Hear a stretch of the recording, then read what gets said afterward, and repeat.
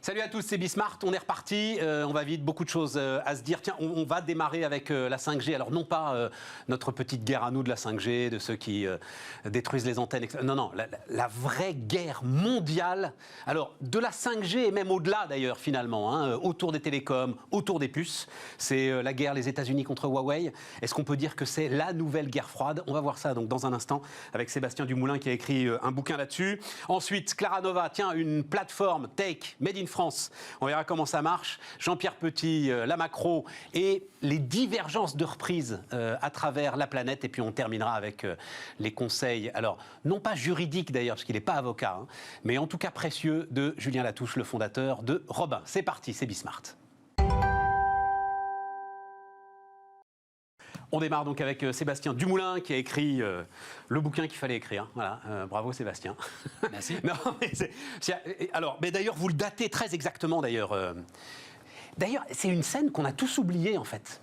C'est-à-dire, vous démarrez avec, donc, je ne l'ai pas dit, la guerre mondiale des ondes, le roman d'espionnage de la 5G, enfin la 5G et puis tout ce qui va autour, quoi, hein, c'est les télécoms au sens large.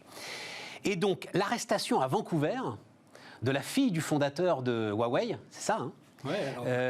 mais elle y est toujours. Elle y est toujours, vous disiez, oui. On a tous oublié, elle n'a pas oublié, je pense. Parce que ça fait quand même 2 ans et demi qu'elle est donc placée en liberté surveillée. Alors elle est chez elle, hein, elle n'est pas en prison. Parce qu'elle est assignée à résidence. Elle est assignée à résidence, elle a un bracelet électronique qui est quand même un gros boîtier plastique attaché au pied. Elle n'a pas le droit de sortir d'une certaine zone, elle a un couvre-feu. Alors vous me direz, là on est en confinement, donc tout le monde s'est un peu habitué à ce genre de vie un peu bizarre, mais elle, ça fait 2 ans et demi qu'elle n'a pas le droit de sortir de ce périmètre et qu'elle n'a pas le droit de sortir de ce périmètre. Allons vite justement sur ce dossier-là, qui nous servira de porte d'entrée sur le reste. Alors c'est un dossier vraiment parallèle effectivement à tout ce dont on parle dans le bouquin qui est autour de la 5G. C'est qu'on l'accuse d'avoir participé à des violations d'embargo sur l'Iran. Vous savez, depuis la révolution islamique et puis toutes les histoires autour de l'ambassade américaine, et puis le programme nucléaire iranien, absolument. etc. Oui, absolument. Les Américains interdisent en gros à toutes les boîtes américaines et au-delà de faire du business avec l'Iran. Et on accuse Huawei d'avoir contourner ces sanctions avec une espèce de coquille en fait qui leur aurait servi à faire du business avec les opérateurs télécoms iraniens. Et cette femme qui est la directrice financière de Huawei aurait personnellement participé en fait à la mise en place de cette stratégie de contournement. Et donc pour ce chef d'accusation là, les États-Unis demandent son extradition pour être jugé aux États-Unis. Et aux États-Unis, c'est pas une blague parce qu'elle encourt plusieurs dizaines d'années de réclusion dans une prison fédérale. Donc là, on ne parle plus du tout de la même chose. Tout à fait. Et c'est quoi? Les Canadiens ne veulent pas l'extrader ou les Canadiens hésitent à l'extrader ou... Alors les Canadiens... Il y a une procédure, oui voilà, c'est ça. Avec j'imagine une batterie d'avocats pour extrêmement longue, essayer d'éviter l'extradition. Et Huawei étant une des entreprises quand même, une des 50 plus grosses entreprises du monde. Donc vous imaginez la batterie d'avocats qu'il y a derrière. Ouais, mais alors là, c'est là qu'on commence à apprendre des trucs sur... Donc on va peut-être commencer par... Parce que, et c'est là où il est formidable votre bouquin, c'est qu'il y a les deux côtés. Il y a l'accusation, la défense, on va presque le dire comme ça. Mais le dossier d'accusation... Je savais que Huawei était une entreprise particulière, mais c'est quand même une entreprise très particulière. Donc, vous citez à un moment le fondateur de Huawei, donc officier militaire de l'armée populaire chinoise. C'est un personnage très intéressant sur lequel je m'attarde assez longuement. Seuls ceux qui ont été sur un champ de bataille, qui ont tiré des balles, qui ont été blessés, pourront être promus dans mon entreprise. Oui, c'est une organisation militaire, Huawei. En tout cas, c'est quelqu'un, le patron et le fondateur, c'est une personne qui a une culture militaire, parce qu'il a quand même passé je crois une dizaine d'années dans l'armée, avant de fonder son entreprise, qui a gardé cette culture-là et qu'il a appliqué à son business. Et force est de constater que ça lui a quand même vachement bien réussi. Et aujourd'hui, même s'il bien réussi, on va en parler ensemble. On va en parler ensemble. Mais bon, il est en train de s'effondrer. Mais bon, c'est quand même une des rares personnes à avoir personnellement créé une boîte avec $5 000 il y a 30 ans et à en avoir fait le numéro 1 mondial de son secteur. Et il fait tous les bons paris et tous les bons choix. Notamment, je crois, il choisit Android, c'est-à-dire, alors, c'est les deux versants de Huawei. Voilà, là, il y a le téléphone portable, dont en fait tout le monde se fout finalement aujourd'hui, et puis il y a les équipements de réseau. Et sur le téléphone portable, il fait tous les bons choix au bon moment, c'est ça que vous expliquez bien. Oui, parfois, il a de la chance. Vous savez, c'était Bonaparte, là, en fait, les 200 ans de Zamore, qui disait quelle est la qualité préférée de vos généraux, c'est la chance. Bon, il y a quand même... Alors, plus récent, j'ai Vincent Bolloré. On aligne les coups de bol et de temps en temps, on vous dit que c'est une stratégie. Voilà. Il y a de ça. Non, mais cela étant, il faut reconnaître que c'est une entreprise qui, par sa stratégie, par ses méthodes de fonctionnement interne et par ses choix industriels, a fait effectivement beaucoup de très bons choix qui se sont révélés payants aujourd'hui. Le haut de gamme, c'est-à-dire que le téléphone chinois, pensez qu'un téléphone, vous alliez pouvoir vendre plusieurs centaines d'euros un téléphone chinois. Personne, au moment où il le fait, n'imagine que ça va être possible. Et puis le choix d'Android, massivement, alors que Apple, à ce moment-là, semble indétrônable. C'est ça. Oui, en fait, il arriva assez tard sur le marché du smartphone par rapport à tous ses concurrents. C'est quelque chose que vous connaissez très bien. Mais c'est vrai que la vague du smartphone, elle arrive à partir de 2008 avec l'iPhone. Ouais. Mais on commençait, ça faisait déjà 10-20 ans qu'on avait des téléphones portables. Ouais. Et en fait, tous les industriels qui faisaient du téléphone portable vont avoir du mal à passer cette vague, cette étape du smartphone, parce que finalement ils ont un business qui est super rentable, qui est celui des téléphones à clapet, etc.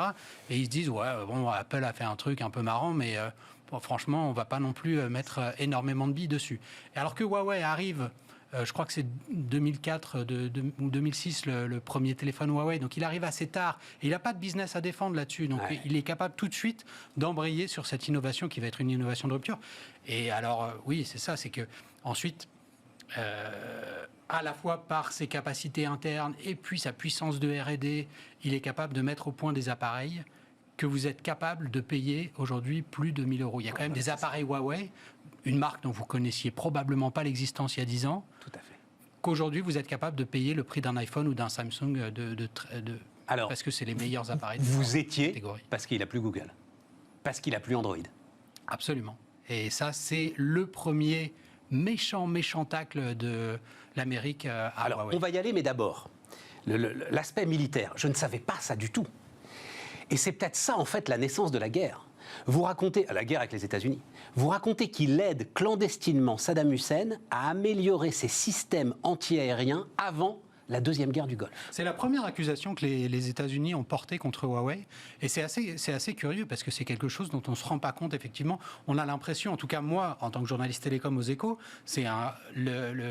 je sais qu'il y a des bisbilles entre Huawei et les États-Unis, mais globalement, j'ai l'impression que tout ça, ça éclate à cette date dont on parlait tout à l'heure, qui est le 1er décembre 2018, avec l'arrestation de la PDG. On se dit, waouh, qu'est-ce qui se passe ? Tout d'un coup... on a l'impression que Huawei est devenu le principal ennemi des États-Unis, en tout cas de l'Amérique de Donald Trump à l'époque. Et on se dit, c'est quand même curieux, cette boîte, ça fait longtemps qu'elle est là. Quand on va au Congrès Télécom, c'est un des plus gros acteurs. Il est partout dans nos réseaux. Pourquoi ? Et en fait, quand on se penche sur l'histoire, on réalise que ça date pas d'hier. Donc Huawei, c'est une entreprise qui a 30 ans, mais dès ses tout débuts, en fait, les États-Unis l'ont eu dans le collimateur. Sans doute en partie... S'il a fait ça quand même... Et d'ailleurs, vous expliquez très bien qu'il n'est pas du tout sûr que ce soit le pouvoir chinois qui lui ait demandé d'aider Saddam Hussein. Il l'a peut-être fait juste par appât du gain, juste parce que c'était un bon marché et qu'il allait gratter quelques millions là-dessus. En tout cas, c'est ce que disent les analystes de l'époque, et c'est des trucs que j'ai redécouverts en fait en allant creuser le dossier. Et c'est vraiment extraordinaire de regarder ça avec 20 ans de recul. C'est-à-dire que les analystes américains qui regardent cette situation disent « Bon, alors là, on a une boîte qui est quand même assez extraordinaire qui s'appelle Huawei. Elle va potentiellement poser problème aux États-Unis. Si on veut la contenir, il faut peut-être faire en sorte de lui mettre de lui montrer en fait qu'on est capable d'agir contre elle en la privant de ses fournisseurs. Et ce qui est incroyable, c'est que 20 ans après, on se retrouve... La prédiction de dire que Huawei allait être un énorme problème pour les États-Unis s'est réalisée, et la prédiction de dire il faut la couper de ses fournisseurs, elle se trouve réalisée. Pardon d'employer cette expression, il n'y en a pas d'autre. Il a joué au con, là, pour le coup. S'il a fait ça, s'il a effectivement aidé Saddam Hussein, dans le climat de l'époque, enfin... En même temps, vous savez, comme beaucoup d'accusations américaines dans ce dossier, on n'a jamais les preuves. Non. Donc, mais enfin, il y a des éléments qui sont troublants, que vous expliquez très bien quand même. Bien sûr, et les Américains se font un plaisir de vous les mettre sous le nez. Ouais. Mais quand on leur demande des éléments tangibles, en leur disant vous vous accusez quand même une des plus grosses boîtes mondiales et la plus grosse boîte de tech chinoise d'être un vecteur d'espionnage et d'être un danger pour nos réseaux, on leur dit mais est-ce que vous avez des preuves qui nous ont espionnés? On nous dit non, on n'a pas de preuves, mais on n'a pas besoin de preuves en fait. Il suffit de regarder l'environnement juridique en Chine pour comprendre que c'est très dangereux. Et c'est un agent des services secrets chinois ou pas? il n'y a aucun moyen de le savoir. Aucun moyen de le savoir. Il n'y a aucun moyen de le savoir. Par contre, ce qu'il faut bien réaliser, c'est qu'il n'y a pas d'entreprise privée en Chine au sens où on l'entend chez nous en Occident. Et donc ça, c'est quelque chose que les agences de sécurité ont dû intégrer. L'Europe a dû intégrer, l'ANSSI dont vous parlez a dû intégrer. Et en fait, c'est Guillaume Poupard, c'est ça, le patron de l'ANSSI. Dans une interview aux Échos d'ailleurs, très intéressante et je dirais presque assez impressionnante. Il ne se prononce pas sur le fait de savoir si c'est un agent des services secrets chinois. En revanche, il dit s'il y a un ordre de Pékin, alors il pourra couper le robinet. Il pourra couper le robinet de la technologie, en fait. Il pourra couper le robinet de la 5G. Et c'est pour ça que nous devons faire attention. En tout cas, ce qu'il dit, c'est qu'il ne faut pas être naïf et qu'il ne faut pas imaginer que ça n'arrivera jamais. Et que donc, à partir du moment où vous mettez dans la situation de vulnérabilité, en fait, qui consiste à confier à un acteur étranger dont on sait qu'il peut être contraint par son pays d'origine, la Chine, à endommager vos réseaux. Oui, voilà, c'est ça. Si vous vous mettez dans cette situation de vulnérabilité, vous en êtes responsable. Donc, il faut prendre les devants et il faut faire en sorte que ça n'arrive pas. Alors, il y a énormément de choses. Vous citez un chiffre c'est 75 milliards de dollars de subventions sur 30 ans reçus par Huawei. Alors ça, c'est un autre axe. On voit que les États-Unis, ils essayent tout. Je vous ai parlé tout à l'heure de l'Iran. Parce que ça aussi, c'est les États-Unis qui le disent. Ouais, bien sûr. C'est ça. On va aller chercher, on va dire. Mais ça, c'est une accusation qui est quand même plus large. À la fois sur alors, il y en a deux que je mettrais un peu dans cette même catégorie. C'est tout ce qui est de l'ordre de l'espionnage industriel, de dire vous nous avez piqué nos idées pour devenir ensuite des mastodontes. Donc vous êtes allé regarder les secrets industriels des Américains et vous les avez repris à votre compte de manière illégale. Ça, c'est la première chose. Et le deuxième, c'est ce dont vous parliez juste à l'instant. Les subventions, les 75 milliards de dollars. De dire, vous avez réussi parce que les banques chinoises vous ont mis des fonds à disposition qui faisaient qu'on était dans une situation qui était pas du tout concurrentielle face à d'autres groupes internationaux qui auraient voulu avoir les mêmes contrats que vous. Et donc vous arrivez, vous êtes capable de faire des deals avec des pays en disant je vous fournis vos infrastructures télécom et puis je vous les finance à des taux qui défient toute concurrence. Et donc dans ces conditions-là, c'est pas équitable. Voilà. C'est pas équitable. Alors c'est vrai qu'il a profité, lui, d'un effondrement total de l'industrie américaine sur ce secteur. C'est-à-dire que vous citez, c'est vrai, quand vous mettez Motorola, Nortel, Lucent, Cisco, et moi qui ai plus de 50 ans, j'ai grandi avec ces entreprises-là qui étaient des forteresses. Des monstres. Des monstres, des forteresses. Motorola. Et qui ont péri corps et biens, on ne sait pas trop ce qu'il en reste. Pendant que Huawei, lui, allait en fait taper les zones blanches américaines, c'est ça, il allait s'installer en fait là où personne ne voulait s'installer. Alors il a fait ça à peu près partout, c'est-à-dire que c'est une stratégie qu'il a répliquée partout où il est allé. Il a commencé en Chine en disant, parce qu'il faut bien se rendre compte que dans les années 80, donc Huawei arrive sur le marché, il n'est pas tout seul. Il y a ces géants dont on parle, dont des géants français. Il y a Alcatel qui est présent en Chine à l'époque, qui est un très gros fournisseur d'équipements télécom. Donc Huawei, quand il commence, il a conçu son premier commutateur, les grosses armoires qui servent à faire des échanges téléphoniques. Et il essaye de le fourguer aux opérateurs télécoms en Chine, mais personne n'en veut. Même en Chine, on ne fait pas confiance au petit gars du coin qui a monté son produit technologique, quand bien même il vous dit qu'il est extraordinaire. Et donc ce qu'il va faire, c'est qu'au lieu d'aller attaquer les grands marchés où il sait qu'il n'a aucune chance, il va aller dans les campagnes reculées, parce qu'à l'époque... Y compris en Chine. Voilà, il y a 30 ans, la Chine, c'est quand même très différent. Bien sûr. Donc il va à des endroits où personne ne va. Et il arrive là à vendre ses équipements. Et en fait, ces équipements sont bons. Et voilà. Et ils sont bons et ils sont pas chers, parce qu'ils sont conçus en Chine, parce qu'ils sont produits en Chine. Et là, ça va être la vague qui monte petit à petit. Et une fois que ça se sait, finalement, qu'il y a un industriel local qui fait des très bons produits pas chers, il commence à rafler les contrats en Chine. Ensuite, il réplique cette stratégie à l'international en allant sur des marchés un peu périphériques. Donc Huawei omniprésent en Afrique. Huawei est très présent en Amérique du Sud, en fait, surtout ces marchés un peu émergents. Son premier marché, ça a été la Russie. Et ensuite, il va arriver par la périphérie jusqu'à ces marchés un peu stratégiques. Et la poule aux œufs d'or, voilà, pour Huawei, ça a été l'Europe. Sébastien, alors il nous reste 2 minutes. 2 questions rapides. D'abord, donc il est privé maintenant en fait des puces américaines et taïwanaises d'ailleurs. Est-ce qu'il est en danger de mort? Ah oui, Ouais. on voit qu'il opère un virage stratégique, mais qui est très compliqué. On voit que les sanctions, elles ont mis du temps à prendre effet, parce que d'abord... Je vais vous citer, alors il n'est pas dans votre bouquin, mais quand ils ont publié leurs résultats annuels, c'était il y a à peu près un mois, Eric Zhou, donc il y a des PDG tournants de Huawei, c'est ça, Ouais. l'un des 3 PDG tournants de Une Huawei. structure assez compliquée, oui. Nous ne nous attendons pas du tout à ce que les sanctions américaines contre Huawei soient levées. Nous pensons que nous allons vivre et travailler sous ce régime pendant longtemps. Dans ce contexte, notre stratégie est donc de survivre et de nous développer malgré tout. Alors, ils ont quand même des atouts. Ils ont 50 milliards de cash. Ils ont une R&D qui est une des 5 plus grandes au monde. Ils ont un marché intérieur avec 1 milliard d'habitants et les plus grands opérateurs télécoms du monde. Donc, ils ne sont pas morts. Vous me disiez, est-ce qu'il c'est un arrêt de mort? Mais à l'international, c'est vraiment, vraiment très compliqué. Et cette question des semi-conducteurs, on voit bien aujourd'hui qu'elle est partout, qu'elle pénalise les constructeurs d'automobiles comme des Oui, mais c'est différent. Là, c'est un problème de production qui va être réglé dans 6 mois, dans un an. Hein. Huawei, c'est pour Huawei, pour longtemps. Absolument, voilà. oui. Et alors, la deuxième question, c'est est-ce que pour vous, c'est la nouvelle guerre froide, c'est-à-dire est-ce que à travers Huawei, les Américains visent en fait la Chine et à bloquer le développement technologique de la Chine? Moi, j'en suis persuadé. C'est aussi ça qu'essaie de montrer le bouquin. Ouais. C'est montrer que Huawei, c'est le premier élément, parce que c'est le plus visible, parce que Huawei, c'est l'entreprise technologique chinoise qui sait le plus exporté à l'étranger. Il y a des très grands groupes chinois, mais il n'y a aucun groupe de cette taille-là qui a réussi à avoir une aussi forte présence à l'étranger. Il n'y a aucun groupe de cette taille-là, aucun groupe technologique qui a réussi à être le numéro 1 mondial sur son secteur et qui a réussi à prendre une position où, tout d'un coup, il devenait dangereux pour les Américains. Et donc, ils ont commencé à taper sur celui-là, donc le 1er décembre 2018, comme on disait, et ensuite avec les sanctions à partir de 2019. Mais on voit que depuis, en fait, ça s'élargit. ZTE. Mais ça va bien au-delà des télécoms, en fait. C'est-à-dire, ça va sur les câbles sous-marins, ça va sur les boîtes de semi-conducteurs, ça va sur...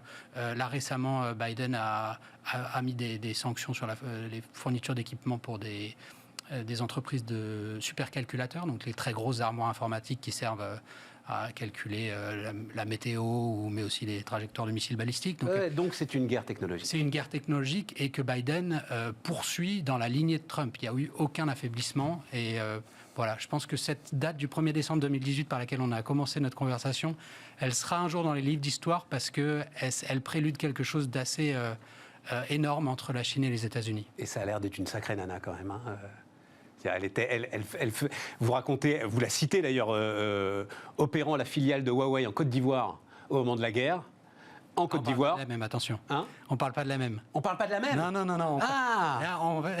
Opérant la filiale de la Côte d'Ivoire, c'est la responsable aujourd'hui de la France, qui est une personne extrêmement intéressante aussi. Mais cela dit, la directrice financière de Huawei est effectivement quelqu'un d'assez extraordinaire par son parcours déjà, parce qu'elle naît... Rapidement, on est au bout, dans Sébastien. cette famille, dans la misère, et elle suit l'ascension de son père de manière extraordinaire. Elle se coule finalement dans le moule occidental, ça devient une personnalité des affaires, la numéro 2 d'un groupe international, et tout d'un coup, le ciel lui tombe sur la tête et on l'arrête. Et c'est pas moi qui le dis, c'est son avocat à Vancouver qui disait, c'est un peu comme si la Chine arrêtait Sheryl Sandberg, la numéro 2 de Facebook, quoi. Il y a vraiment...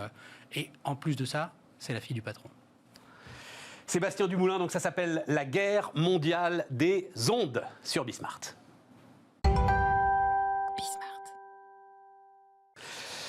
On continue les amis, on continue avec Pierre Cesarini qui est avec nous. Bonjour Pierre Cesarini, fondateur de Claranova. Alors vous allez nous raconter Claranova, mais j'ai dit plateforme techno made in France. Vous êtes là, on vient de discuter donc autour de la guerre mondiale des ondes tous les jours. Tiens, je crois qu'aujourd'hui c'est encore procès Apple, etc. Les GAFA.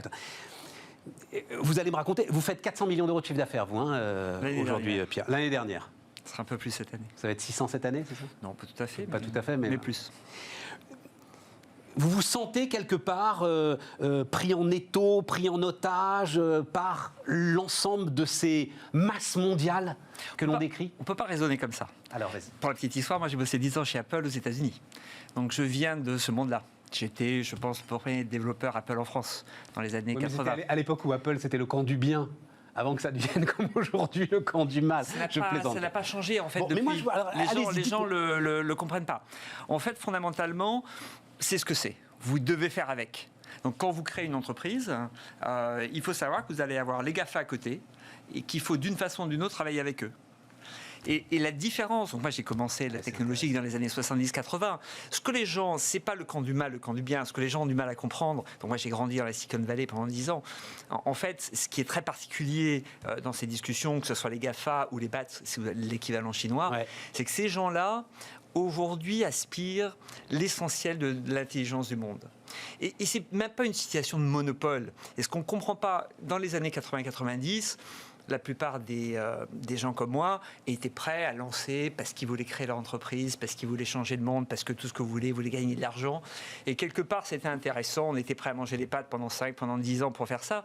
Aujourd'hui, un stagiaire qui rentre chez Google, il est payé 110 000 $. Quand il sort de l'école à 18 ans, il a des stocks qui peuvent valoir des millions quelques années après. Et en fait, vous posez 2 fois la question. Et donc ce monde-là a radicalement changé depuis les années, on va dire, 2010. Ça veut dire quoi, Pierre? Ça veut dire que, alors 2 choses, ça veut dire, 1, c'est pas bon pour l'innovation? Non. C'est-à-dire que ces gens-là ne peuvent plus... Enfin, ils vont prendre toute l'innovation, je dirais, technologique, ce qu'on appelle la deep tech en général. Donc aujourd'hui, quand vous sortez... Moi, j'ai plein... Enfin, un de mes meilleurs amis était premier à Normal Sup, l'un des grands spécialistes d'intelligence artificielle. Il travaille pour Microsoft à Montréal. Il n'est plus en France. Ouais. Et donc ces gens-là, aujourd'hui, vont travailler pour Microsoft, pour Apple, pour Google, pour Facebook. Et ça veut dire que pour Clara Nova, pour toi, Pierre Cizarini, c'est encore plus compliqué de les recruter. On ne peut pas les recruter. Donc, c'est-à-dire qu'aujourd'hui, ces gens-là sont plus inéligibles. Donc, il faut juste accepter ça et trouver autre chose. Donc, on peut trouver... mais la beauté de la technologie en général, c'est que... mais c'est quoi? Il faut que tu ailles chercher... Parce qu'il faut que tu ailles chercher des gars pour développer Planet Art, AdvanQuest et My Devices dont on va parler. Non, parce que tu peux avoir des innovations qui sont liées à un modèle économique. On va prendre l'exemple de Planet Art. Alors, il faut raconter ce que c'est Planet Art, donc, très rapidement. Clara Nova, groupe qui a en gros 5 ans d'existence, sur lequel, post-AdvanQuest, on a levé une vingtaine de millions d'euros. Et en 5 ans, on est passé de 0 à quasiment 500 millions. Vous avez fédéré, agrégé 3 gros éditeurs de logiciels, on peut dire ça comme ça? Non, pas du tout. On a redémarré à 0. Ce qu'il faut comprendre aujourd'hui, Clara Nova n'a plus rien à voir avec ce qu'était AdvanQuest. Il n'y a plus de chiffre d'affaires qui vient d'AdvanQuest. Il n'y a plus d'idées qui viennent d'AdvanQuest. Donc aujourd'hui... Mais il y a la marque toujours. On a gardé en termes de SEO le nom d'AdvanQuest sur la partie éditeur de logiciels, mais AdvanQuest, aujourd'hui, les logiciels que l'on vend n'ont plus rien à voir avec ce que faisait AdvanQuest. D'accord. Et on ne revient pas sur le passé, ce qu'a fait Bruno était très bien. Bruno Vandrib. Voilà, c'est un autre monde. L'intérêt, et c'est un concept qui existe assez peu en France, donc aujourd'hui aux États-Unis, la notion de retournement, de restructuration est quelque chose d'intéressant qui se fait. Il y a des créations, il y a des retournements. J'ai connu dans les années, fin des années 90, Apple n'allait vraiment pas très bien. Donc on a tendance à l'oublier aujourd'hui, mais c'est pas en dépôt de bilan, mais ça vendait des cubes beiges pas très intéressants avant que Steve revienne. Donc toutes les entreprises ont des cycles. D'accord. Donc AdvanQuest, c'était dans un cycle bas. Non, mais sortons d'AdvanQuest, etc. Racontez-moi l'aventure Clara Nova. Donc aujourd'hui, racontez-moi comment vous arrivez à développer justement, après tout ce que vous venez de m'expliquer, passionnant, sur la fuite des cerveaux, on va dire ça comme ça, et la fuite des talents. Comment est-ce que vous arrivez à développer une plateforme techno made in France? Alors, aujourd'hui, Clara Nova, c'est 3 sociétés hétérogènes. Et en fait, on couvre l'ensemble de la problématique de la technologie finalement depuis 30 ans. On fait du logiciel, d'accord. On fait des applications mobiles et on fait de l'IoT, une plateforme IoT. 3 sociétés indépendantes. Objet connecté IoT, je le traduis. Donc on est sur les 3 grands domaines de la technologie. Depuis 30 ans, vous avez du logiciel. La grande révolution demain sera l'Internet des objets. Ce n'est pas encore là, c'est en train d'arriver. Et donc aujourd'hui, on a décidé, et c'était un choix un peu particulier, mais de couvrir l'ensemble de cette problématique. Et en fait, donc, au sein de la partie logicielle, on a un peu capitalisé sur une certaine compétence, sur une partie des équipes. Mais vous prenez Planet Art... Quand vous dites, Julie, acteur global de l'e-commerce personnalisé. Voilà, donc on est parti d'une idée. Pierre, j'y ai passé 1 heure sur votre site, j'ai pas compris. Donc, on fait quelque chose. Je suis sûr que tu peux faire un pitch en 5 minutes, même 2 minutes. Voilà, on est suffisamment âgé pour savoir que dans les années 80-90, quand on prenait des photos, on allait chez le marchand, on donnait la pellicule, ça nous coûtait 50 francs, on avait 25 photos qui ne marchaient pas. Paradoxalement, ce qui s'est passé depuis que Apple a inventé l'iPhone, depuis que les smartphones existent, on a arrêté d'imprimer nos photos. On n'imprime plus nos photos. On a vaguement une imprimante, mais ça ne marche pas. On a une idée d'une simplicité absolument abyssale qui était de dire on va redonner aux gens la possibilité de simplement commander leurs photos. Aujourd'hui, il y a à peu près 3 milliards de photos qui sont prises tous les jours. Donc tous les jours, à peu près 3 milliards de photos sont prises. 3 à 4 milliards, on peut en discuter. C'est à peu près, ça vous donne à peu près un ordre de grandeur. L'exadéluge, disait Didier Lombard. Aujourd'hui, l'ensemble de ces photos, ça va où? Ça va sur les réseaux sociaux, ça va sur... c'est envoyé par mail. Mais comme je dis toujours, ma mère, chère femme au fin fond de la Corse, du côté de Chervionne, elle n'est pas sur Snapchat, elle n'est pas sur Facebook. Tout ce qu'elle veut, c'est une photo des petits-enfants qu'elle puisse mettre sur son frigidaire. Et ça, paradoxalement, depuis les années 2000, on a arrêté de le faire. Donc on a une idée simple, et c'est souvent ça qui est intéressant, c'est pour ça qu'on ne s'est pas battu dans la deep tech. On a fait une application mobile qui permet aux gens de commander des photos. Imprimée donc celle-là. Imprimée, Voilà. physiquement chez soi. On l'a fait, alors on a été les premiers au monde à disrupter le monde de l'impression avec un modèle mobile intermédiaire. C'est-à-dire qu'on a fait dans l'impression de photos en l'occurrence ce qu'a fait Uber dans les transports. C'est-à-dire on va chercher des clients et on a les prestataires. Et l'idée était tellement, ça paraît simple dit comme ça, mais l'idée était tellement puissante. En 5 ans, on a imprimé quand même 3 milliards de photos. C'est un business qui l'année dernière faisait 300 millions d'euros. En parlant d'une idée... L'impression photo, qui paye l'impression photo?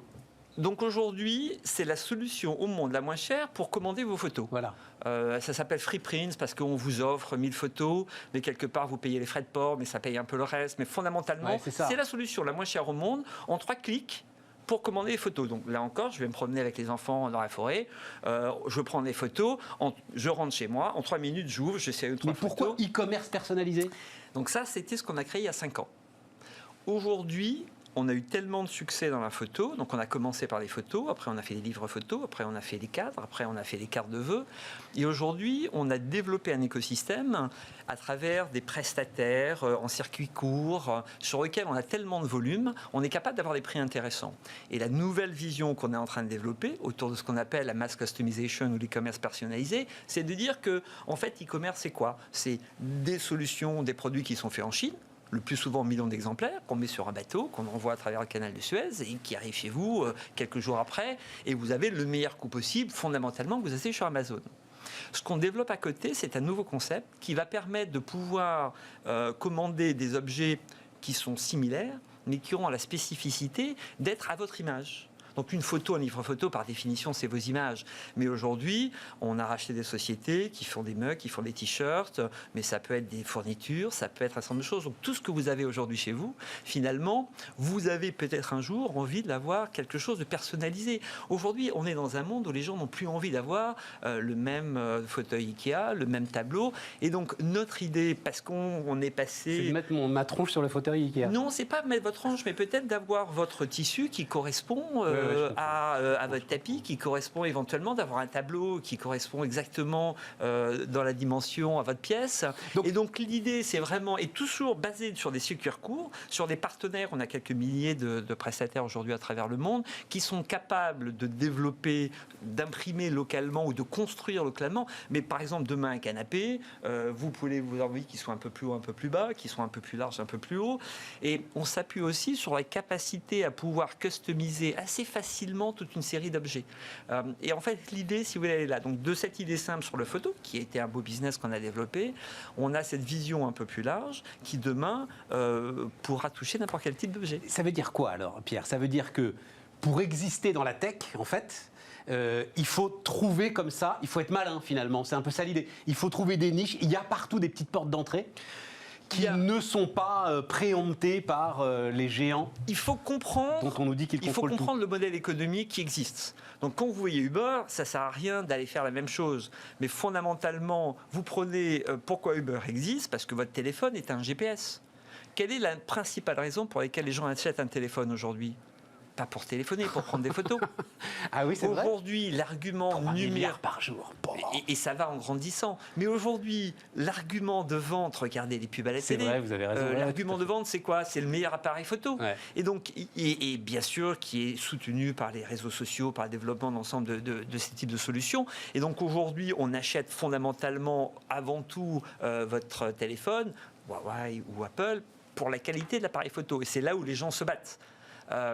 Et donc, c'est un vrai sujet. Et votre téléphone est un GPS, donc vous pouvez appeler un taxi, mais c'est un appareil photo, et vous prenez beaucoup de photos, mais finalement, cette dimension un peu physique n'existait plus, on l'a remis au goût du jour. C'est une idée qui paraît simple, mais quand il y a 5 ans, on a dit on va faire des photos pas chères, plus ou moins gratuites, les gens rigolaient. Aujourd'hui, il n'y a pas une société française qui est passée de 0 à 400 millions avec 20 millions d'investissements. Allez, il nous reste 3 minutes. Un mot, par exemple, sur My Devices. C'est Donc, My Devices... Mais vraiment rapidement. Enfin, juste peut-être pour aller dans cette idée, Pierre, pour conclure, typiquement, donc, sur les objets de connectés, niche que vous avez trouvé. Sur les objets connectés, vous avez des dizaines de milliards d'investissements qui existent aujourd'hui à travers le monde. Et en gros, dans les objets connectés, vous avez des gens qui font des composants, ou les objets connectés en eux-mêmes. Ouais. Vous avez les gens qui font les réseaux. Ouais. La spécificité de l'IoT tient ce sont de nouveaux réseaux qui font des choses différentes de la 4G, de la 5G. D'accord ? Et ces gens-là aujourd'hui, ça s'appelle Intel, ça s'appelle Huawei, ça s'appelle Sprint, ça s'appelle investissent des milliards de dollars. Nous, on a levé 20 millions, on ne peut pas jouer là-dessus. Par contre, ce qu'on en fait, on a développé ce qu'on appelle une plateforme, on appelait ça un operating system il y a quelques années, mais votre information qui est émise à travers un réseau par objet connecté, il faut bien qu'elle arrive quelque part. Ouais. Et donc nous, on a créé l'operating system des objets connectés avec une différenciation d'avoir fait vraiment un operating system au sens où on a la seule solution au monde, qui a été plébiscitée par Microsoft, par Sprint, par T-Mobile, qui vous permet de connecter n'importe quel objet. Sans rentrer trop dans les détails, aujourd'hui, des gens comme Marriott nous choisissent parce qu'on est capable d'adresser toute la problématique que vous avez dans un hôtel, la gestion du chaud, du froid, de la présence, le suivi des personnes. Oui, alors ça, c'est un autre aspect intéressant de votre stratégie. C'est que, par exemple, Marriott, aujourd'hui, vous avez justement des GAFA qui font ces operating systems pour mais aucun d'entre eux, IoT. Aujourd'hui, ne fait un operating system pour l'IoT. Oui, et puis peut-être que Marriott, il n'a pas envie non plus de confier l'ensemble de l'ouverture de ses portes à Google ou à Amazon. Et effectivement, donc aujourd'hui, typiquement les montres connectées, on n'a pas forcément envie que ça soit loqué chez Google, sur Apple. Donc il y a un sujet, mais après, ils vont y venir, ils travailleront avec nous. Aujourd'hui, les GAFA sont plus aujourd'hui sur la problématique storage, cloud. Oui. Donc aujourd'hui, vous avez une version d'Azure pour l'IoT, vous avez une version de Google IoT. Ils ne sont pas encore arrivés, paradoxalement, sur l'operating system. Donc nous, cette vision-là, on l'a commencé à développer depuis 4 ans. Quand je parle à Alexa et que je lui demande d'éteindre ou d'allumer ou d'éteindre la lumière... Il ne faut pas confondre. Ce qu'on appelle l'IoT, ce n'est pas qu'un objet connecté. C'est un objet qui passe à travers un réseau IoT. Et qui envoie des informations. La spécificité de l'IoT, en fait, c'est 2 choses. C'est à la fois un objet qui est autonome et indépendant pendant 10 ans. L'IoT, c'est pas votre système Alexa branché sur du courant en Wi-Fi chez vous. C'est un capteur d'humidité dans un jardin agricole de 20 hectares qui, par définition, n'est pas alimenté. Et la spécificité du réseau IoT, c'est qu'il écoute.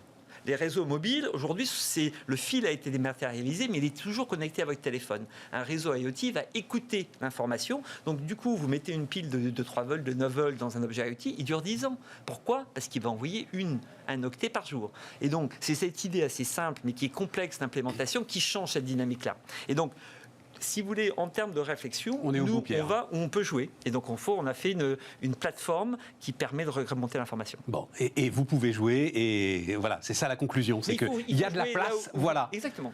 Et la technologie, la beauté de la technologie, c'est que vous avez toujours de la place où vous pouvez jouer. C'est ça qui est intéressant dans ce monde-là. Pierre Cesarini, donc le fondateur de Claranova, était notre invité sur Bismart.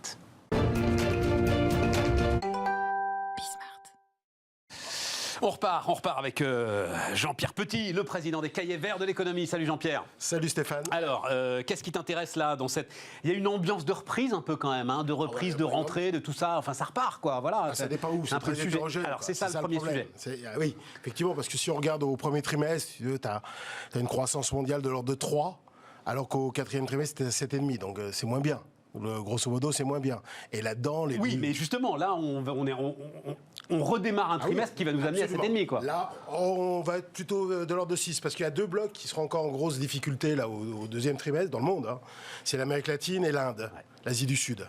Donc tout ça à cause de la pandémie principalement. L'Inde seulement ou toute l'Asie du Sud? Ça s'étend Non, le Pakistan, Bangladesh, pas terrible. C'est moins pire que l'Inde, mais c'est pas terrible. Ça, tu vois, Inde, Pakistan, Bangladesh, ça fait 20% à peu près de la population mondiale. Mais alors, sur le PIB mondial, c'est triste à dire, hein, mais c'est 4,5%, tu vois. Les États-Unis, c'est l'inverse, c'est 4,5% de la population mondiale, mais c'est 29% de la consommation. Alors, c'est ma Donc, première question, ça. Je voyais, donc, on a eu les PIB là, pour le premier trimestre. Oui. Donc, le PIB US, je parle sous ton contrôle, hein, il est à peine 1% inférieur à ce qu'il était en 2019. 0,9, ouais, 0,9. Ouais, voilà. nous, le PIB zone euro est moins 5,5. Moins 5,5. Bah ouais, il n'y a pas photo. Hein, Il n'y a pas photo, mais alors, c'est un truc, ça, je me gratte la tête. Ces histoires de retard. Tiens, voilà, dont on nous parle sans arrêt. Est-ce que c'est si important que ça, ces histoires de retard, d'être en retard? Je t'ai déjà dit que c'était fondamental. Timing is crucial pendant des années. Oui, mais ça, c'est pour acheter sur les marchés. Ça, non. Timing is crucial. Non. Ah oui, ça, on peut le dire. Mais ça va bien au-delà. Non, c'est même. Non, parce que tu vas voir que les gens qui étaient allés en dehors du marché du travail vont revenir. Tu vas avoir des créations d'emplois canons au cours des prochains mois, plus d'1 million, je pense, par mois. Et ces gens vont se réintégrer à la population active, vont se réintégrer dans le marché du travail, et donc vont regagner des compétences. Donc la productivité va augmenter. Ils n'ont pas coupé les dépenses d'investissement comme nous. Et les dépenses d'investissement, c'est fondamental pour la croissance potentielle. C'est pas seulement une question de... Tu vois, pour être clair et très très clair, et tiens, parlez à ceux qui nous regardent, ce différentiel entre 5,5 et 1, ça veut dire qu'il y a des entreprises de la zone euro qui vont perdre des parts de marché dans 6 mois par rapport aux entreprises américaines. Exactement. Voilà, c'est ça que voilà. Et des gens plus malheureux aussi, hein, parce qu'à la fin du match, ça va dans la poche des gens. Hein. Bien sûr, non, évidemment, Voilà. mais on est bien d'accord. Je te l'ai déjà dit ici, je crois, sur ce plateau. En 2008, au moment de Lehman Brothers, le PIB américain était à peu près au même niveau en dollars que le PIB de la zone euro. Bon, avant Covid, c'était à 21 000 et nous, on était toujours à 13 500. Ouais. Voilà. Et ben, ça veut dire que d'ailleurs, regarde. Et ça, c'est une accumulation justement de retard. Bien sûr, de retard. Ben, bien sûr. Alors là, les retards à l'allumage, là, il y en a eu des quantités industrielles durant la décennie 2010 à cause de la crise de la dette souveraine et les erreurs de gouvernance dans la crise de la dette souveraine qu'on a imposée à l'Europe, qu'on a imposée aux pays d'Europe du Sud, que l'Allemagne a imposée à l'Europe du Sud, cette politique déflationniste. Que fort heureusement cette année on va voir le départ d'Angela Merkel. C'est probablement la meilleure nouvelle pour l'Europe. C'est ça. Mais ça, tu sais que tu es le seul à dire ça. Je suis le seul, mais je suis quand prêt elle va partir, ça va être un concert d'éloges, de louanges, de Miss Europe, etc. Et tout. Enfin, c'est les conneries habituelles. Excuse-moi, mais c'est complètement. Mais moi, des fois, t'es contrariant, mais là, t'es au-delà d'être contrariant. Mais je me base sur la réalité. Hein, je ne me base pas sur l'image, parce que les gens aiment bien Angela Merkel, parce qu'elle semble Vichardas, parce que voilà, elle a ouvert les... etc. Elle l'ouvre pas trop, etc. Mais son bilan est catastrophique, y compris pour l'Allemagne. Elle a demandé des réformes structurelles aux pays d'Europe du Sud, qu'elle n'a jamais, des réformes structurelles plutôt difficiles à mettre en place, qu'elle n'a jamais mis en place en Allemagne. Mais elle n'avait pas besoin. Tout va bien en Allemagne. Pourquoi elle aurait imposé des réformes structurelles? Enfin, tout va bien. Demande. Tu sais, en ce moment, il y a la campagne électorale. Ouais. Hein, tu crois qu'il y a un haut degré de satisfaction sur l'état des infrastructures, notamment dans la partie orientale de l'Allemagne, sur la transition climatique, sur le numérique, qui sont plus en retard que nous. Enfin, je veux dire, il y a plein de choses à faire en Allemagne qu'elle n'a pas faites. Et en plus, elle porte une très grave responsabilité. Alors, dans les échecs de la gouvernance sur la crise de la dette souveraine en Europe du Sud, elle nous a imposé une rigueur budgétaire quasi éternelle, une rigueur monétaire par l'intermédiaire de la BCE qui écoutait ce qu'elle racontait, une rigueur prudentielle qui a considérablement affaibli notre système financier par rapport au système financier américain. Elle nous a imposé la crise des migrants qui a un peu plus déstabilisé un pays comme l'Italie, qui a déstabilisé profondément l'Europe centrale. Regarde l'opinion des pays d'Europe centrale, la Hongrie, la Slovaquie, la Pologne, par rapport à l'Union européenne. Je ne sais pas si tu pouvais faire autrement pour les migrants. Mais bien sûr que c'est qu'elle pouvait faire autrement. Je ne sais pas. Mais, bien sûr, elle a ouvert la porte en 2015. Elle a ouvert une porte qui était déjà enfoncée. Il fallait réagir, justement. Alors, prendre son leadership pour faire l'inverse de ce qu'elle a fait, exactement. Quant à la transition climatique, c'est scandaleux ce qu'elle a fait en 2011, lorsqu'elle a fermé l'énergie nucléaire, abandonné l'énergie d'origine nucléaire après Fukushima. C'est hallucinant. C'est une erreur. C'est un truc pris oui, de mais façon enfin, purement... là-dessus, on te dira qu'elle a été visionnaire, que les Belges sont en train de faire la même chose, que les Suisses sont en train de faire la même chose, que plus personne ne veut construire de réacteurs, que même en France, on a l'impression que ça va être l'anathème sur celui qui décidera de construire un réacteur nucléaire. Donc là-dessus, moi je suis d'accord avec toi, hein, je referme le pas, mais tout le monde va te dire qu'elle a été visionnaire, que c'est l'énergie de l'avenir, qu'elle a lancé l'énergie de l'avenir et que... L'Allemagne et l'Europe ont reculé. Depuis 15 ans, et en grande partie à cause des erreurs de politique économique. Et ces erreurs de politique économique ne se rattrapent pas spontanément. Voilà, c'est une grave erreur que de considérer ça. Et c'est terrible parce que, tu vois... Le temps perdu ne se rattrape plus. La pandémie, c'est un choc symétrique qui nous a autant frappé aux États-Unis qu'en Europe. Mais nous, on l'a beaucoup plus mal géré. Qu'est-ce que tu veux que je te dise? Voilà. Et cette année, alors, ils ont 6,4, mais au deuxième trimestre... Les États-Unis, ils ont 6,4 au premier trimestre, on a moins 2,5 en zone euro en moyenne.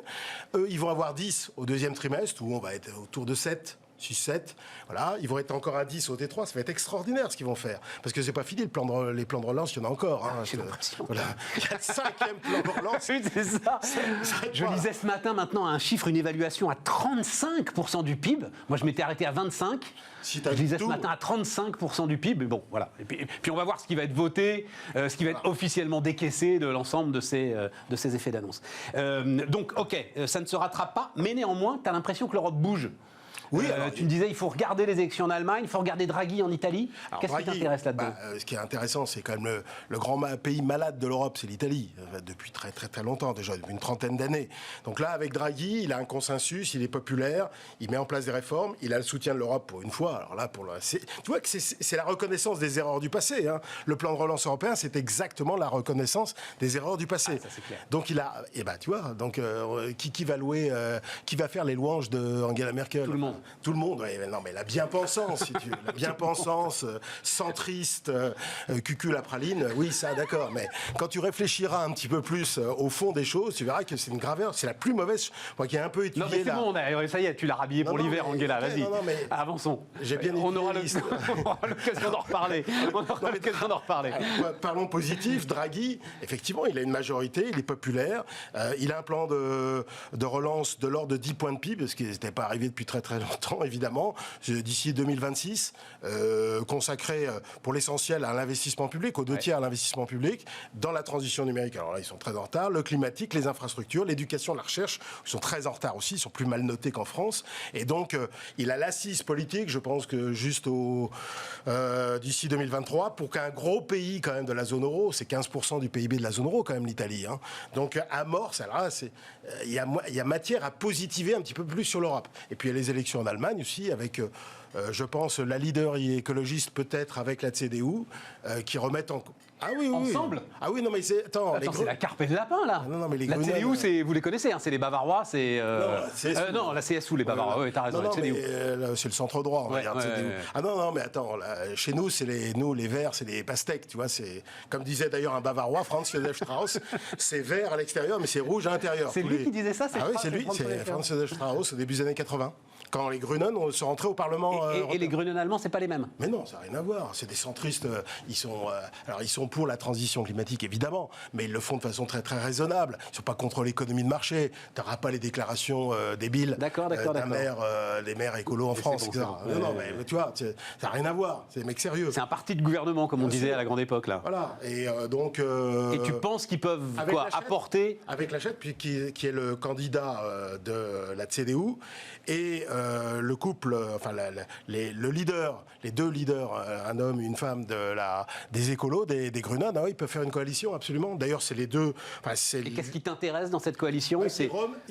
Les 2 sont quand même assez pro-européens, mais au bon sens du terme, et ils remettent en cause un certain nombre de dogmes sur les dépenses publiques, notamment pour les écologistes allemands, ils séparent bien entre les dépenses de fonctionnement qui sont pris en compte dans les critères de déficit public, mais pas les dépenses d'infrastructure et pas les dépenses d'investissement public, notamment dans la transition climatique. Une approche beaucoup plus ouverte. Dernier point dont tu voulais parler, c'est sans doute le truc le plus important du moment, c'est la grande révolution fiscale finalement. Ouais. Alors on a parlé du retour de la hausse de l'impôt sur les sociétés, et puis là il y a la taxation du capital. Ouais, des revenus du capital.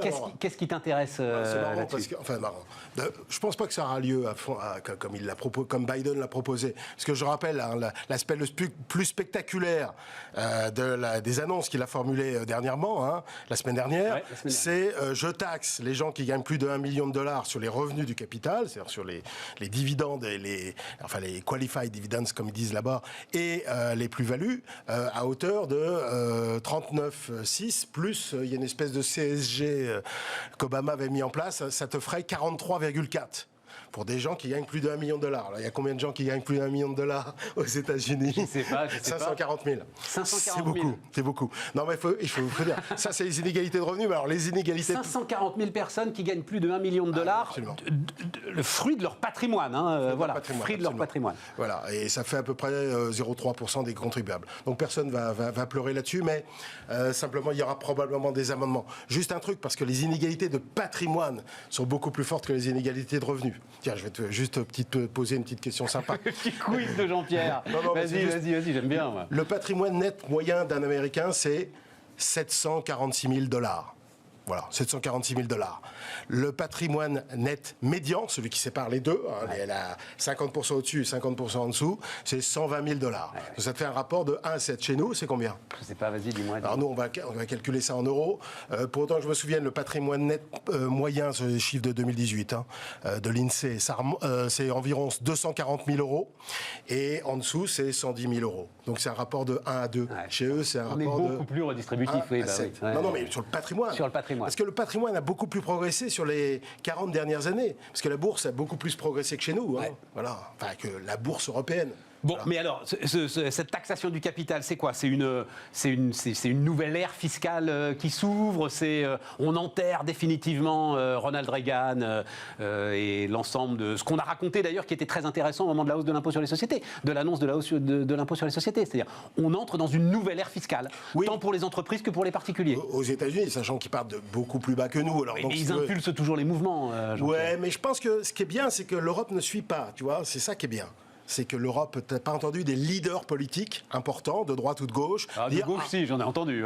Dire Biden est notre ami, nous on est à contre-courant, Macron fait n'importe quoi. Enfin voilà quoi. Biden n'est pas pour l'ISF, donc il n'y a pas d'ISF, donc ne réclame pas l'ISF. Tu vois, on applique la législation du marché du travail aux États-Unis. Alors, si t'es pour Biden, parce qu'il la modifie pas. Mais il veut des syndicats, il veut les classes moyennes, le retour des années 70. Enfin voilà. Ça, c'est des discours. Là. Je parle des mesures. Il est convaincu quand il dit aux nouveaux travailleurs, on va les appeler comme ça, il faut absolument vous syndiquer. C'est la seule façon à un moment de faire évoluer votre situation. Tu crois pas qu'il est sincère là? Moi je crois qu'il est sincère. Je pense qu'il c'est tout son discours. C'est toute son histoire. Non, je pense pas que ce soit son histoire à lui. Ouais. Non, il a toujours été centriste. Depuis 48 ans, il n'a jamais été sur la partie gauche, sur l'aile gauche du Parti démocrate. Non, mais par contre, il tient compte du contexte, ça c'est vrai. C'est union jobs, voilà. C'est centriste aussi aux États-Unis, les syndicats. Oui, bien sûr, mais ça ne remet pas en cause fondamentalement le modèle américain. Donc 43,4, c'est beaucoup, mais encore une fois, ça ne concerne que les gens qui ont plus d'1 million de dollars. Voilà. 500 000 personnes. 540 000 personnes. 540 000 personnes. Et puis de toute façon, on est au bout, Jean-Pierre. Attention pour les TPE, les PME, etc., ceux qui vivent de dividendes, il y aura certainement des exemptions. Je ne crois pas au 43, si tu veux. Je crois plutôt à un truc autour de 30 max. Ben non, mais surtout, il faut monter au-dessus de $1 million. TPE, PME, tu peux continuer à vivre de dividendes avant de te payer $1 million. Oui, mais attends, parce que tu as l'IS plus les dividendes. N'oublie pas l'IS. L'IS, il va remonter à 28, plus ensuite 43,4. Donc c'est beaucoup quand même. Voilà, ça va pas changer la face de l'Amérique. Non. Jean-Pierre Petit avec nous sur Bismart. Et on termine les amis, avec Julien Latouche, le fondateur de Robin, qui vient nous voir régulièrement. Salut Julien. Bonjour Stéphane. Robin donc au service des entrepreneurs pour l'ensemble de leurs sujets légaux. C'est ça le sujet, leur sujet de justice. Voilà, c'est un rendez-vous qu'on a régulièrement ensemble. Tu me soumets des idées. Là, donc, c'est quand les associés se déchirent, c'est-à-dire, il peut y avoir là. Donc, on est dans une période où ça va repartir. Enfin, ça y est là. Et les pactes d'actionnaires, enfin c'est de ça. Donc pourquoi tu veux me parler de ça maintenant? Qu'est-ce qu'il y a de propre à la période là, Julien? En fait, chaque mois, sur les collectivités qu'on accompagne, on regarde le nombre d'appels qu'on reçoit le plus sur les différents sujets juridiques. Et en fait, quand on regarde pourquoi une entreprise meurt, souvent à 30% du temps, c'est à cause de l'équipe. Ça déjà, c'est un sujet de départ pré-crise sanitaire. Et là, on a regardé... 30% du temps à cause de l'équipe, c'est-à-dire d'une divergence. Exact. Bah, ça peut être une divergence, oui, sur les intérêts, sur l'avenir de l'entreprise. Ça peut être, on n'est pas d'accord sur la vision. Ouais, je comprends. Et 30%, c'est beaucoup, là. Bah, l'équipe, c'est hyper clé. Hein. Je comprends, mais je ne pensais pas que c'était cette proportion-là. Ouais, vas-y, continue. Et donc, je voulais qu'on puisse évoquer ce sujet-là, parce qu'au départ, quand on entreprend, bah, on ne réfléchit pas à comment ça va se passer quand ça va mal se passer. Au départ, on est content, on entreprend, on se dit ça va être super, on a un super projet. Et en fait, souvent, on oublie ce petit outil juridique qui est indispensable, qui est le pacte d'actionnaires. Donc, on fait des statuts qu'on trouve sur Internet, et c'est plutôt bien pour le coup, et on se dit non, mais ça va aller puisqu'on se fait confiance. Et le sujet, c'est le sujet de la confiance, parce que quand on entreprend, il ne faut pas faire confiance. On peut avoir des convergences d'intérêts, mais par contre, la confiance, ça ne marche pas. Parce qu'au départ, on a confiance. Mais derrière, on a des sujets qui remontent chez Robin. Et là, on nous appelle toute la semaine pour ça. Sur, concrètement, mon associé ne veut plus faire partie de l'aventure. On a pivoté, mais par contre, je ne suis plus en accord avec les intérêts. Voire même des entrepreneurs qui nous expliquent qu'en fait, leur associé arrête de travailler, est parti à l'autre bout du monde en vacances. Et en fait, quand ils regardent ce qu'ils ont dans les documents légaux de l'entreprise, ils disent « Ah, mais on n'a pas fait de pacte ». On n'a pas fait de pacte parce que c'était 1 000 euros à faire et puis 1 000 euros... Oula, 1 000 euros, c'est plus que ça. Oui, ça dépend avec qui on travaille. Ouais, ça dépend avec qui on travaille, mais un vrai bon gros pacte d'entreprise, enfin d'actionnaires. Il se trouve qu'on en a fait un pour Bismarck, donc je connais le truc. Non, c'est... Ouais. Ça t'a peut-être pas coûté 1 000 euros, mais par contre, pour de nombreux entrepreneurs, il faut compter entre 1 000 et 3 000 euros pour un pacte d'actionnaires au départ de l'entreprise. Et le problème, c'est que cette dépense, on la fait pas parce qu'on se dit non mais 1 000 euros, voilà. J'ai pas envie de l'investir là-dedans. Et résultat, on se retrouve avec des entrepreneurs qui nous disent mon associé me réclame 200 000 euros pour partir, mon associé me réclame 300 000 euros pour partir, et la situation de l'entreprise est bloquée. Et le pacte d'actionnaires, c'est quoi? C'est un outil qui ne doit 200 000 euros pour partir, ça veut dire quoi? Ça veut dire que le seul pacte qu'ils ont fait entre eux, c'est 50-50. C'est j'ai la moitié des parts, t'as la moitié des parts, et donc je te réclame 200 000 euros. Pourquoi? Pour racheter mes parts, en fait. C'est ça le sujet? Ça peut être ça. Ça peut être ça. Mais en fait, le 50-50 est très intéressant. Sa situation, par exemple, à éviter à tout prix. Les avocats partenaires avec qui on travaille disent ne jamais faire 50-50. Oui, pourquoi? Qu'est-ce que tu fais? C'est ça. Et en fait, l'enjeu de la relation entre associés, c'est pas de protéger la situation des associés, c'est de protéger l'entreprise. Si demain, tu te retrouves dans une situation complètement conflictuelle où personne n'est d'accord sur la vision, l'avenir de l'entreprise, et que le pacte dit « Ah, il n'y a pas de pacte », donc du coup, il n'y a pas de solution. Et du coup, ça peut être des procédures extrêmement longues pour essayer de trouver une solution, et l'entreprise qui n'avance pas. Et ce qu'il faut éviter à tout prix, c'est l'entreprise qui n'avance pas. Ça alors, et donc, ça veut dire quoi? Ça veut dire, alors d'abord, est-ce qu'on peut rédiger un pacte après la création de l'entreprise? Là, on t'écoute, on se dit « Ah, c'est vrai qu'on ne l'a pas fait ». Non, mais ce qui est intéressant avec le juridique, c'est que souvent quelque chose, on s'intéresse quand c'est trop tard. Oui, voilà, c'est ça. Et on se dit, c'est quoi le juridique? Et ça, donc, c'est le gros sujet à éviter. Donc, nous, les entrepreneurs qui nous contactent, nous disent, je me suis dit que c'était pas nécessaire. Et en fait, ils se rendent compte que c'est nécessaire. Donc, on n'est pas obligé de le faire dès la création de l'entreprise. Mais si on s'associe avec quelqu'un, mieux vaut se mettre autour d'une table et déjà commencer par un espèce de brouillon, même si c'est pas un document contractuel. Le pacte d'associés, c'est pas un document officiel, c'est un contrat, ce qu'on appelle un acte sous seing privé entre deux personnes, ou trois d'ailleurs, ou quatre, qui mettent sur le papier un certain nombre de règles. Donc avant d'entreprendre, c'est peut-être pertinent de discuter avec son associé ou ses futurs associés et de se dire, ok, qu'est-ce qu'on fait si demain toi, tu meurs? Qu'est-ce qu'on fait si demain, tu décides d'arrêter et de partir en vacances? Qu'est-ce qui fait que si demain, on pivote complètement et que le modèle d'entreprise ne te plaît plus? Et en fait, il faut dresser... Avant ça, il y a même parce que, il y a la répartition des pouvoirs, quelque part, puisque tu dis, il faut surtout pas que ce soit 50-50. J'ai compris. Mais ça veut dire qu'au moment de la création... au moment de faire naître cet enfant virtuel qu'est une entreprise, il faut que tu décides qui va avoir la voix prédominante. Oui. Et c'est vrai que... Toi, tu dis ça avec beaucoup de calme. Enfin, ça doit être compliqué quand même quand tu démarres une aventure. C'est extrêmement compliqué parce qu'il y a l'ego, il y a moi j'apporte plus, qui apporte plus. Exactement. Et en fait, ce qu'il faut regarder, c'est pas ce que chacun apporte. Ce qu'il faut regarder pour déterminer qui prend les décisions, c'est qui au sein de l'entreprise est capable de trancher sur le plus important, c'est la vision, surtout sur ces sujets-là. Et donc, en fait, souvent, ce qu'on recommande, par exemple, aux entrepreneurs qui se lancent et qui veulent être sur un pied d'égalité totale, c'est de dire, OK, éventuellement, vous pouvez faire 49-49 et donner 2% à un tiers indépendant qui va être capable de dire, très bien. voilà, moi, je vous recommande, bon, il ne faut pas que ça soit votre mère, le tiers indépendant, hein, sinon ça ne marche pas. Mais dans l'idéal, c'est vraiment, voilà. Mais après, bon, ce qui est mieux, c'est surtout savoir qui parmi les associés est capable de trancher lorsque c'est nécessaire. Et ça, c'est très dur et ça demande énormément d'humilité. L'humilité n'étant pas la qualité première des entrepreneurs, hein, on est d'accord. Donc, il y a un vrai travail à faire et c'est là qu'il faut oser se poser ces bonnes questions. Non, mais tu as parfaitement raison. Et ça permet en plus à la fin de cette petite épreuve, on sait si on est capable d'entreprendre ensemble ou pas, en fait. C'est une sorte de première épreuve de vérité avant de démarrer vraiment l'aventure entrepreneuriale. En l'occurrence, entreprendre à plusieurs, c'est bien plus pertinent que d'entreprendre tout seul. Là-dessus, on est complètement d'accord et je serai le dernier à dire que pour entreprendre, il faut y aller tout seul. Par contre, quand on choisit ses associés, il faut vraiment faire ce travail de prendre sur Internet une liste de 200 questions et de se poser, d'écrire qu'est-ce qui se passe si ça se passe. Pourquoi sur Internet une liste de 200 questions? Ça existe? Oui, il y a des super studios d'innovation qui ont réfléchi à des questions qui permettent de se demander quelles sont les questions clés à se poser. Tu fais quoi? Avant Tu de tapes s'associer. Entrepreneur, les questions clés à se poser. Oui, c'est ça, les questions clés à se poser avant de s'associer. Et c'est un vrai sujet à faire. C'est un vrai sujet puisque derrière, hier, je donne un exemple, parce que j'aime bien donner des exemples concrets. Elle s'appelle Pauline. Elle s'est associée il y a 6 mois avec un entrepreneur en sortant de l'école. Ils étaient super contents, ils ont monté une solution en ligne super innovante pour faire des cours, pour donner des cours en ligne aux étudiants. Au bout de 6 mois, un des deux dit « Non, mais en fait, moi, je veux que ça soit un side business. Donc, en fait, je vais continuer mes mollos. Et mon but, c'est que ça me rapporte mes 2000, 3000 euros tous les mois, toute ma vie, pour être bien tranquillement dans mon coin. » Et puis elle, non, en fait. Elle a découvert que, donc Pauline, ce projet... S'ils sont deux à faire ça, il n'y a plus d'entreprise, quoi. Voilà. C'est ça. Non, mais elle veut développer le business, lever des fonds. Lui, il ne veut pas lever de fonds. Elle veut entrer dans un incubateur. Lui, il ne veut pas entrer dans un incubateur. Et en fait, ils sont dans cette situation complètement bloquante où en fait l'entreprise n'avance plus. Et donc Pauline, cette entrepreneuse, quand elle nous appelait... Franchement, le gars aurait dû prévenir Pauline qu'il était dans cet état d'esprit. Il n'était pas dans cet état d'esprit au début.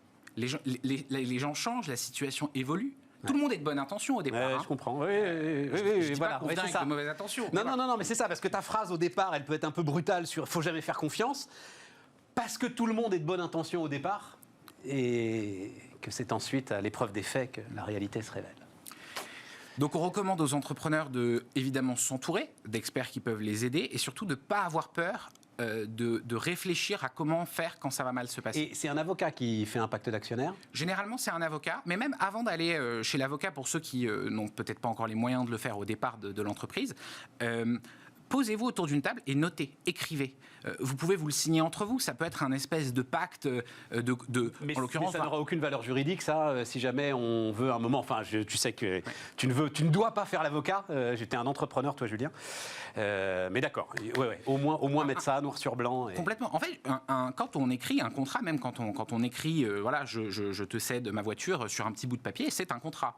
Après, libre au tribunal de déterminer si ce contrat est valide ou pas, si un jour il y a un conflit, mais ne serait-ce que d'écrire les situations, d'écrire les scénarios et d'essayer de trouver les solutions qui vont derrière. Julien Latouche, le fondateur de Robin, notre invité sur Bismart. Et les amis, on se retrouve demain.